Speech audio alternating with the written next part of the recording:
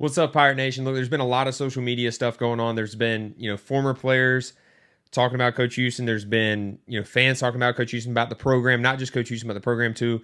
So we felt it was good to bring some former players together: Myles Berry, Noah Henderson, Gerard Stringer, Caiden Norman, obviously myself, and we just sat down and talked. Look, I hope you guys enjoyed this. It was very raw, very authentic. This is not the podcast. Our podcast releases tomorrow at 12, but we're going to release this just to you guys, just to hear our thoughts of what's going on now with the program, but also, some inside stories about Coach Houston, about the program, where we think we can be better. Is it positive? Yes, because we've been with them. We think that they can improve, but also we're very real. We're very authentic. So I hope you guys enjoy this interview, and remember the podcast drops tomorrow at 12. We got Caiden Norman, Noah Henderson, Myles Berry, and Gerard Stringer. Look, we're going to take a deep dive into it. Boys, welcome to the show. Let's go. Let's do it. What's up? What's up? What's up? What's up, everybody? So, look, there's going to be a lot of talk. There's a lot of talk on Twitter, obviously. Social media is killing Coach Houston, killing the team right now, saying there needs to be changes everywhere. So me and Caden were talking. We're like, why don't we just go get some guys who have been here? Look, none of us were recruited by Coach Houston. All of us played for Coach Houston. We're going to dive right into it. Look, we've had good times. We've had bad times. But we've at least been in that locker room, changing the culture at a time. Feel like we changed the culture at times. And now to see it kind of slip away, we're going to get into that and what it feels like to us. So first, I just want to give you all the floor. Like, we'll start with you, Myles. You're the defensive side, and we'll kind of go from there. What do you think is going on, and like just your perspective of the program right now? Well, it kind of sucks to watch. I'm not gonna lie, especially how we left it. We left it with the 2022 bowl game victory in Birmingham, and I thought the team was in a very good place. Now I know a lot of people left. We got a lot of transfers coming in. The new guys are in now. So last year was kind of an unfortunate building season for ECU, which was understandable. But this year, I don't know. It's just like I don't. I can speak on Charlotte game because that's the game that I went to, and I just didn't see that life. I didn't see that spark. Defensively, I didn't see them. Really topping off at the ball and like kind of really talking that junk and having that spark that we had, especially like Gerard Stringer being a real hype guy and hitting people and letting people know like when they got hit. I didn't really see that, and I didn't think that we won the point of contact at all last week. So I don't know, man. Something needs to change, though, for sure. I know that they're missing some key people, and like Zakai Barker, he didn't play, but he's a leader on that defense. So maybe that was something. But I don't know. It's just a lot going on right now, and they just have to figure out the root cause of, I'll say, where this team is at. Gerard, he talked about you and about like bringing the energy. Like, that was one thing that like fans knew you of. Like when we tweeted it, there was fans talking about that DM and us saying like he was that guy. We're excited to hear from him. Like, what are you seeing from it? Because obviously, like I said, I mean, you were the guy who brought the energy, like from the defensive side of the ball. Y'all both played for Harold. Like, what are you seeing? From the defense and from the team, really. Well, I've been seeing all the guys that we came and played with. They rocking out and they bringing that energy. Um, Honestly, I'm just lost of words, man. I just think that they just need to come together. They just need to come together. They need to sit down, figure out what they need to do as a team to continue to be what we accomplished when we was there. Um, I don't know, man. I'm really just lost. When you defensive guys, and we're gonna get to Noah and Caden, like we just got hung, what was it, 55 by Charlotte. So, like, I know the defense has been playing good. Like, we were missing Zakai. We were missing Savon, who's supposed to be a first-round draft pick. But, like, when you see them go in there and get pretty much, ran through running the ball by a Charlotte team who we should be better than. Like, we never played Charlotte, but, like, we should have better recruits in Charlotte. We should have better players. We should just be a better program. And, like, it didn't look like that. What do y'all see on the defensive side, like, this one specific game? Because the defense has been playing very good the last 2 years, really 3 years. What are y'all seeing there that like is like a red flag, and at the same time it's like we can get it fixed? We are just missing pieces right now. Something that I'll kind of say, something that stood out to me is I know that Charlotte has been a smaller conference to us. But we didn't look bigger physically. We didn't look faster. We didn't look stronger. Now there was some times where we did have great plays and we did dominate a play or whatnot, but I'm talking about a full possession of just dominating the line of scrimmage, not getting hit back off the ball, challenging those receivers at the point of contact. I didn't see that. And for us to be a better school and a better conference, and I quotations when I say that, I just feel like I don't know if it's recruiting. I don't know if it's, with the NIL and people leaving and coming in, but I feel like we need to dominate and not look undersized at that. A lot of the times we were undersized, but we were facing people in the Power Five and whatnot. But I don't see that just us dominating as far as the physical aspect. Yeah, after this last week, I want to say that was definitely a top 2. I said top 3, but I went back. I was trying to find a third game. I really couldn't find a third game. In the last decade, embarrassing losses. And the other embarrassing loss was North Carolina A&T, which we were all part of that one. That was for a different reason. FCS loss is always awful. I think Charlotte ranks up there because exactly what Myles just said. Charlotte is a 13-year-old program. They should not be able to compete with us. They really shouldn't. We should be at a higher standard, higher level. And I know a lot of fans want us to come on here and just completely bash the staff. And I think everyone has to kind of realize everyone here has a unique perspective of respect for Coach Houston, just off man-to-man conversations you've had in the past. So I know everyone on the call-in show the other night wanted Holton to call out a new coach. Holton has a lot more respect to Coach Houston than a lot of people, definitely more than me. Me and Coach, I have respect for Coach Houston, but I also can call it out, like everyone's called out before, where he's 27-37, winning about 42% of his games, 5 of which come from FCS wins, 15-27 and conference record, winless against an in-state FBS opponent. And I think the biggest concern I have with Houston ever since Holton Ahlers left is a quarterback. I think the problem with this program, since Holton and the class we came in with, and I just lumped myself together with you guys, was quarterback. We knew after you guys left that 2022 season, there was major gaps in the quarterback position. Major gaps. I love the 2 guys that played that last year, good friends of mine. And I would say, if I was out there, there's a major gap. That's not what I'm saying. Major gaps. I think the biggest thing with Coach Houston, and I have respect for Coach Houston, but I think the biggest gaps since Holton left, we've had a great defense. Saturday's defensive game, I think, was just a fluke. Yeah. It happens. College football, your defense is going to break some days, and I think you guys can agree with that. But I think the biggest gap in 2022, I think we were 3 points away in a few games from being an 11-win team. And then after that, we were bringing back a lot of talent, but we just haven't had quarterback play in the last 2 years. I was talking with a current player the other day, and I said, who is the leader on the offense? They said Dustin Hall, which is a offensive lineman who transferred here last year. And I found that concerning for me. And I know Rajay's the leader, and y'all know Rajay's the leader too, but I think it's a little concerning that it wasn't even a thought to bring up a quarterback in that conversation. If Garcia was named the starter before the year started, he should have been brought up in that conversation. That just worries me. And obviously there was a competition and all that. No, I want to ask you, these kids were here, these quarterbacks both were here at least in the spring. And then, as an offensive lineman, how long does it take to earn a quarterback's trust to say, okay, you know what? I've been here. I've been the leader as an offensive lineman, but I'm going to kind of pass this to you because you're the quarterback. You're the guy who kind of, let's be real, you need to be the leader. How long does that take? Or is it just more of you just got to see it and feel it type thing? I would say it's something you got to see and feel. Like playing with you. You played the year before all of us, but coming in that next year, there was never a doubt of is Holton going to communicate with us, or even had times where I wanted to cuss you out and punch you in the face.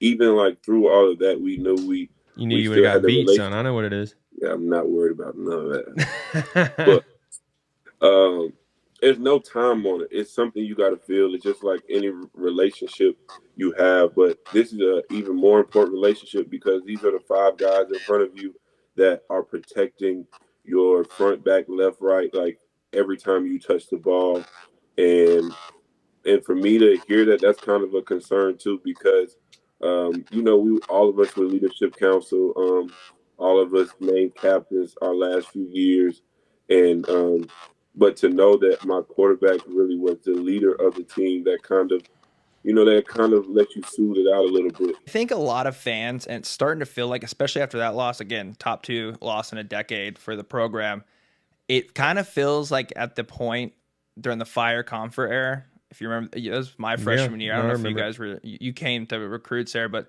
that stadium started to get angry. And I saw videos from the end of that Charlotte game, and it's starting to feel like the fan base is turning like that again.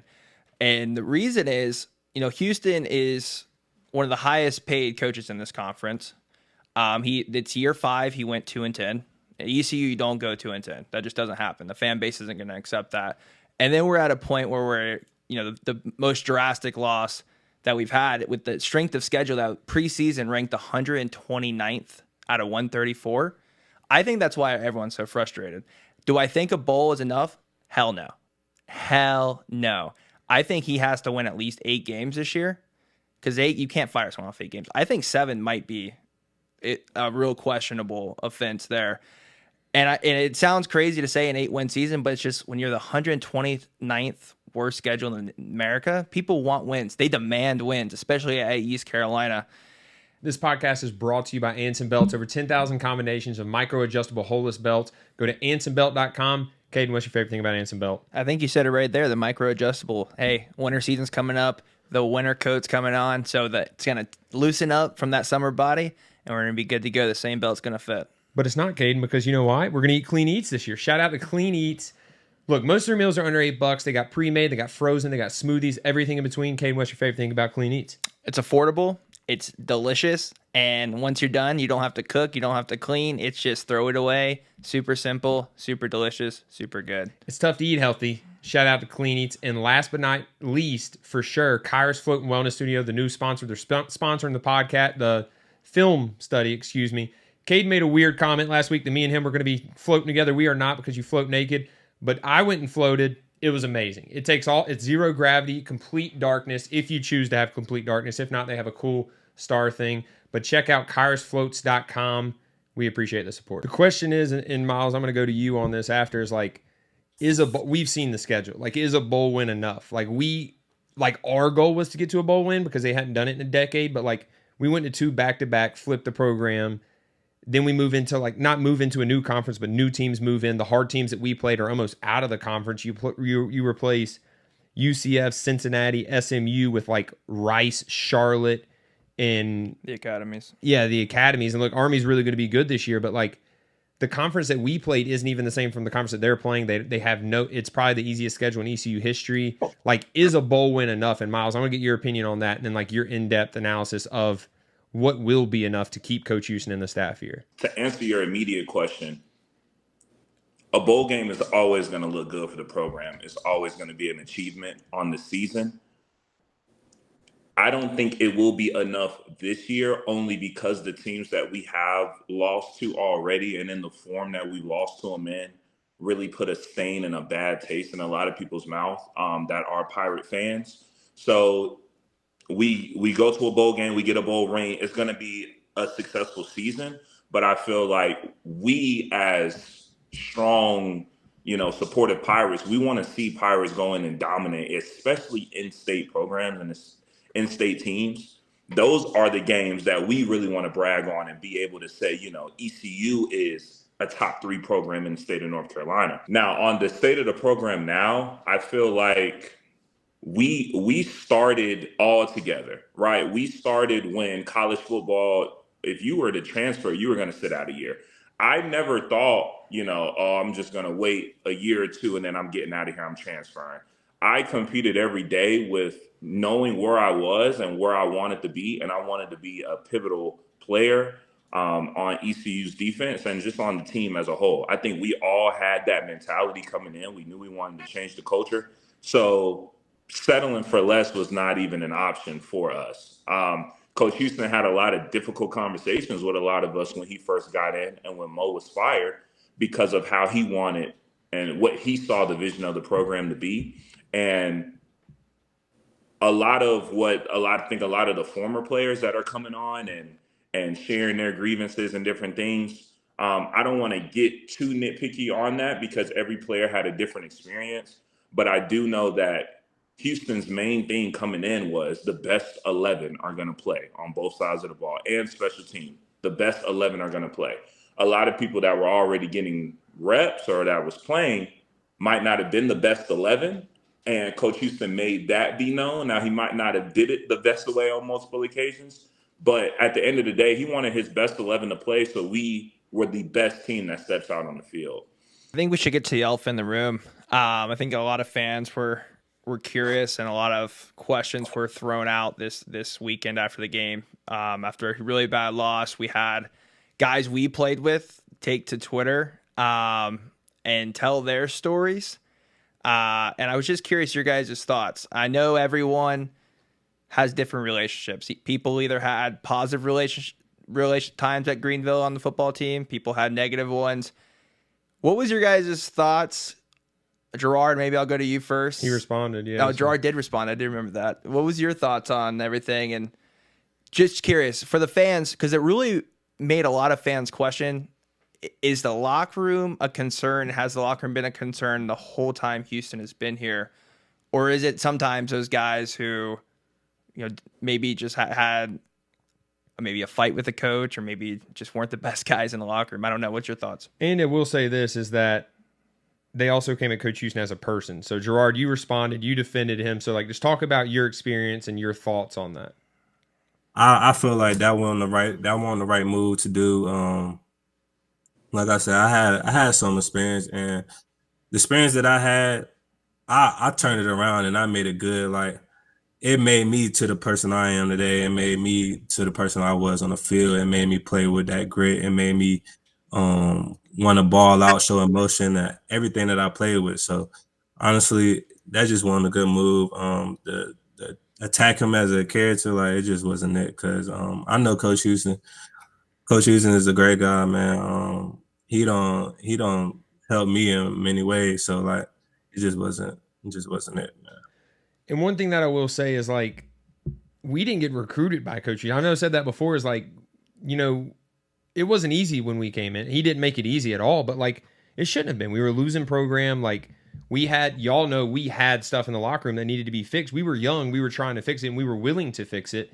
And like, we've talked in our classes group chat a lot, and like, it's like the people who stayed and bought in and just said, you know what, I'm going to buy into it. I'm going to be the best version of myself, like Coach Houston is preaching, like, have all ended up, whether they played pro football or not, like, been good people and big successful in the, society. And I think that is something that, like, looking back, even if you didn't have a great relationship with Coach Houston, not saying that none of us did, but like, even some of the players like that I've talked to that maybe didn't, like, looking back, they're like, wow, like, his program really did produce, like, make me a better person. Kind of like Gerard, you were just saying, no, you've defended him quite a bit, honestly, on Twitter. And what is it about, y'all's relationship, your experience, that makes you want to, go on Twitter and say, like, defend this man? We all went through our different ways, and I mean, it might be hard for people to believe, but it started off real rough for me with Coach Houston, and when that staff first got there, and I just took it. I made the best of my situation. I might not have liked everything he told me. He might not have liked everything I told him, but we kind of, we found our bond, and I felt like he helped me in many ways in my life. He has helped me to get to where I am today as a person, as a player, as a man, and, also just having the free will to, be able to defend him now, because, when we were playing, you don't want to be the one tweeting and responding to everybody that has something to say. But now it's like, okay, I really have that inside perspective of seeing him as a coach, and a lot of people don't even know my first couple of years with him. Like, when he talks about the 360, like, I was meeting with Coach Houston every week because I was doing something. It was a lot, but like, in the end, it all helped me, because I probably was going down the wrong path. I might not have been the person to be able to have the ability to play professional football and still be further in my career now. So I feel like every time I get the chance and I feel like I need to defend him, or I feel like, he's not doing everything right. He's not a perfect person. I'm not saying he is. And he might not be the Nick Saban of coaches, but I feel like at the time it wasn't a lot of things said the right way or from the right people. So I was like, I'm gonna say my piece. One thing is easy, like social media gives everyone a face. And Kate, when you talked about the fifth quarter call and showing like how people were like calling me out and like, don't defend him, blah, blah, blah. I'm like, dude, I have a relationship with him for one. Two, like I said, I was the person at one point that was getting ridiculed, that was saying needs to get benched, needs to get out of town, all of that. And like he defended me. And like we had to like no, you talked about conversations. Like the problem with me, like former players, coming at his characters, like first of all, there's 100-something guys on a team. Like he can't have, realistically, he can't be best friends with every single one. Like I know walk-ons that were really, really close with him that never played, that appreciate him and still talk to him to this day. But also like, I mean, I was a starting quarterback and like we had tough conversations at times and like about things other than life. And like, I think it's very easy to put people on a pedestal and like dehuman them. But then like, you also got to realize like, you don't think it impacts the players. You don't think it impacts Coach Houston. Like he's a human too. And Caiden, like you roomed with me and you saw like those losses I took those very, very personal. I wouldn't go out in public much. Like you've seen a different side of it as well that, not a lot of people have. Yeah. I was really close with people aren't going to like this. It's hard for a player to bash the coach they played under. It just is, unless you didn't have a good relationship. And when Coach Houston first came in, he really wanted to drive the negative out of the program. When I look at some of the guys coming out negatively, it was probably because a lot of those guys were part of that crew that, he was trying to drive. If you weren't buying into the program, he was trying to drive you out. And that's what happened. Deion Sanders did that at Colorado. You had negative people come out about Deion at Colorado.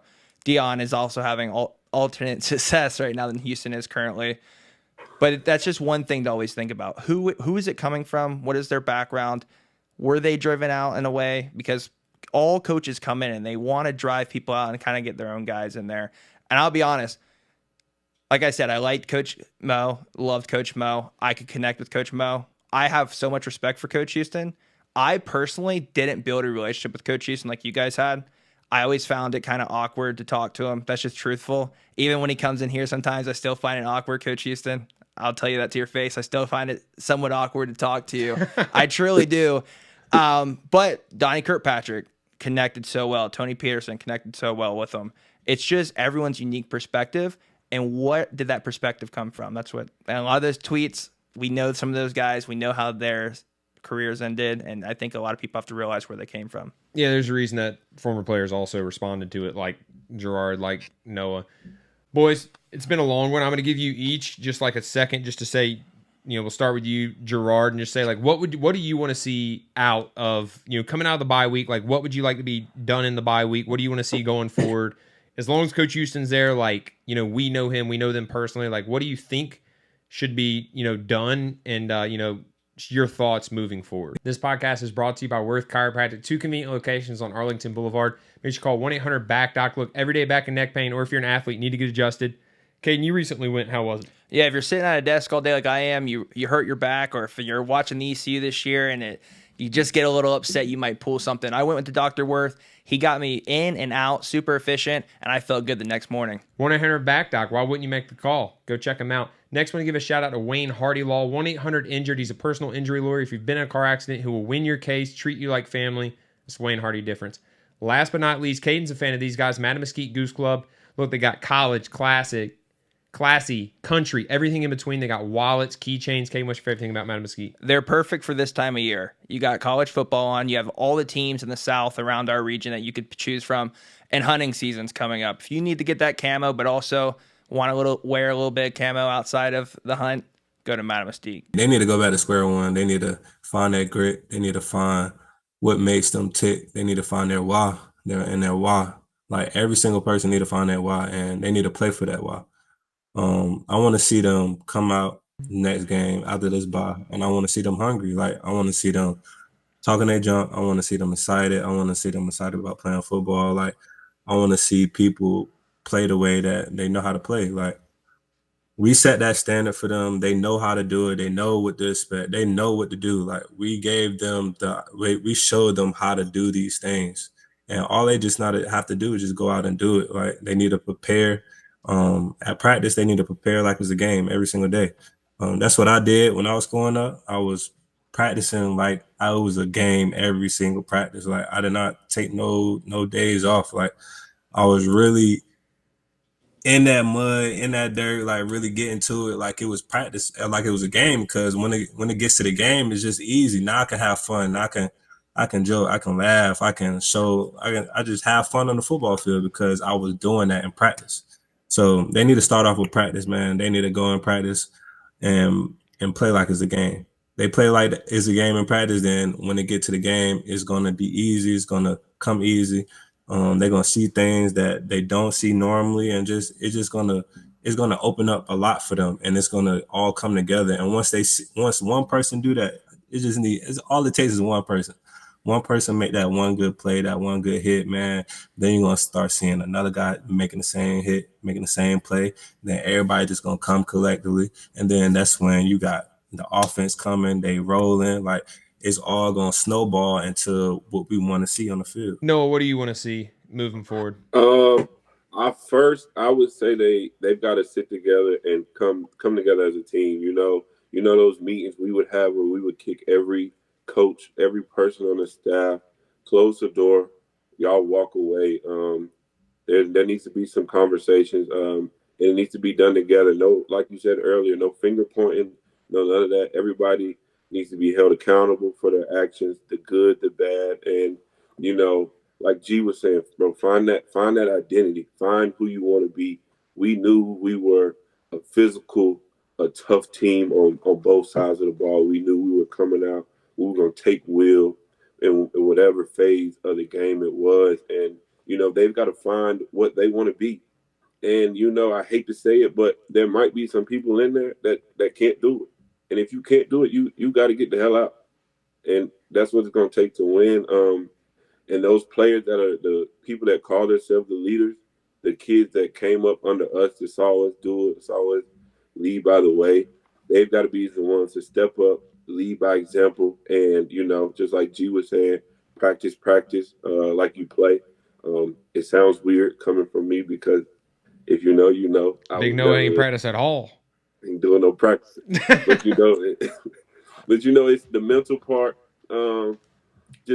But first, it's all got to be done as a team. If you're gonna go out there and play hard, you're gonna lose as a team. You're gonna win as a team, and just block out all the noise. Stick together. Whatever your coaches got you doing, you might not like it. Sometimes I would hate we would get out there and we throw the ball 80 times that day, but it might be successful though. Noah, come on now. Please, let me talk. But just stick with the plan, do it to the best of your ability, and find your why. Do it for your brothers beside you. Everybody do their job, and success comes. It's doable. We've seen the talent; they have it on both sides of the ball. You see the flashes of it. It just all needs to be put together. But I mean, it's got to become a player-led team.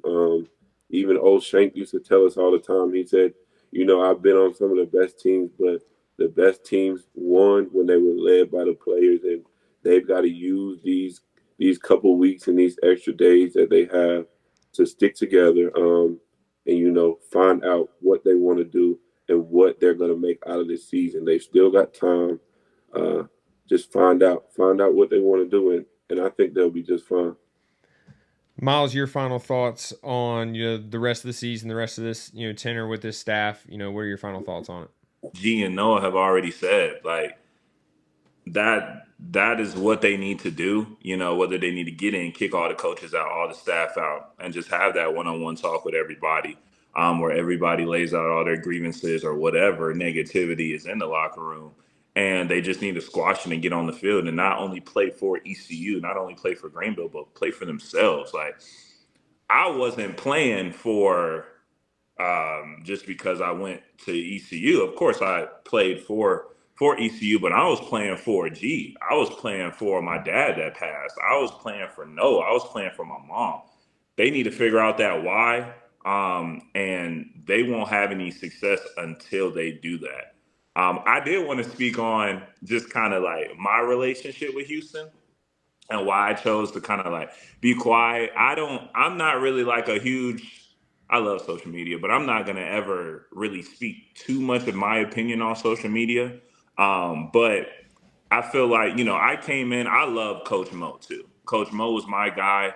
I don't know if a lot of people remember this, but that was an almost all black coaching staff when we first got there. That was something that I had not really ever seen before, especially on the D1 level, and especially in a conference like the AAC. So as a young black 17-year-old kid coming from Greensboro, North Carolina, like being able to play for a black head coach, a black defensive coordinator, that was something that I aspired. So once, that season kind of wasn't as successful as all, Coach Mo was fired, the staff left, and then Coach Houston came. Coach Houston was the total opposite. You have this military guy who is coming in. He wasn't that personal at first, coming in. I had already known Coach Houston and Big John and even Coach Weaver because they came from JMU and had recruited me. But even with that being said, a lot of tough conversations were had with me personally that a lot of people would never know. Like those conversations at the time, I did not like Houston. It maybe brought tears to my eyes, maybe felt like, I wasn't doing or I wasn't reaching my potential. But those are the conversations that I needed to have to where I knew I needed to gain 15 pounds to be a good linebacker. I knew that I wasn't giving the best effort on special teams. And in order to play on defense, I had to show that I was willing to go down there and really make some plays on special teams. Those are conversations that not everybody liked to have. And like G said, he was trying to push a lot of people out, or what Caiden said, he was trying to weed out the cancers or the negative energies or just the people that just weren't going to buy in. And that's when you saw the success in 2021 and 2022, because those people that had went through the fire with Houston, went through those tough conversations, went through maybe even some heated conversations where Coach Houston's tone might have not been best. And I think that's the issue here at times. Maybe his tone isn't the best with you when he has those one-on-one conversations. But what is he saying? Is he coming at you because he just doesn't want you to be a good person, or he's just coming at your character? Or is he coming at you because he sees the potential in you and he is just trying, like I said, might not be the best way, but he is trying to get you to maximize that potential that you carry on the field as a football player or off the field as a man? It was some conversations that we had where he was just having man-to-man conversations with me, football player aside, because he knew that football wasn't going to last forever. And I think that's why you see like me, Gerard, Noah, we're in like manager positions now, or we're in the real world where we have to have those tough conversations with people. I truly think that I wouldn't be as good of a manager or a leader that I am today if Coach Houston didn't show me what a tough conversation was. If he didn't show me, that my performance or my production is not where it needs to be, and I need to either elevate my performance or I need to find somewhere else to go. Those are conversations that even in the workplace, if you're not hitting your rate in the warehouse, you need to either hit the rate or you need to find somewhere else to go. And a lot of people are sensitive. You got people coming from 4 years later, they had graduated already, and just to come down and kick a man when he's down, I don't respect that at all. If you weren't having those conversations, or if you weren't tweeting out that negativity in 2021 and 2022 when we were in the bowl games, don't tweet it now just because the season isn't where it needs to be. Especially if a lot of the issues that you have with him are personal and not even really related to the success of that season or where you are today. So, I'll kind of keep my mouth shut when it comes to that, because everybody's situation is different. But Coach Houston is a great man. When my father passed, he was there for me in ways that a lot of people weren't.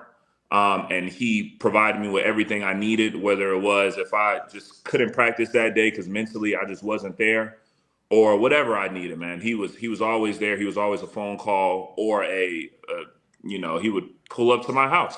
Sometimes he checked on me in my apartment multiple times in Greenville, and that's something that I didn't broadcast to people, because I was going through that situation myself. But he will always have my respect. I wish that the season was going a little better for him. I wish that a lot of the fans could see what he does and what he means to a lot of people that play for him currently or former players. But, still a lot of life left in the season. We're 3-3 right now. We can easily be 9-3 or 3-9. And I hope we are 9-3 for sure. But the guys got to get it together. Use this bye week to get healthy. We got a lot of injuries right now. Get healthy. Get in that rehab room, and make sure that they're getting their body right. But we need a great 2 weeks of practice because Army is not going to be playing with East Carolina. It's going to be tough. Boys, I'm glad we got to get together. We've been talking about it for a while, so I think it was a good week to do it, just to talk about that. So miss y'all, boys. We'll link up soon. Miss you too, man. Homecoming, right? Much love. Yes, sir. Come on. I'm coming with her. Come For sure. See y'all, boys. See y'all, boys. Be safe. Love y'all, man. All right. Woo. All right, cut it. See you, Big No. All right. Love you, brother. Love you too, bro. I'll be in town this weekend. All right, just call me. All right.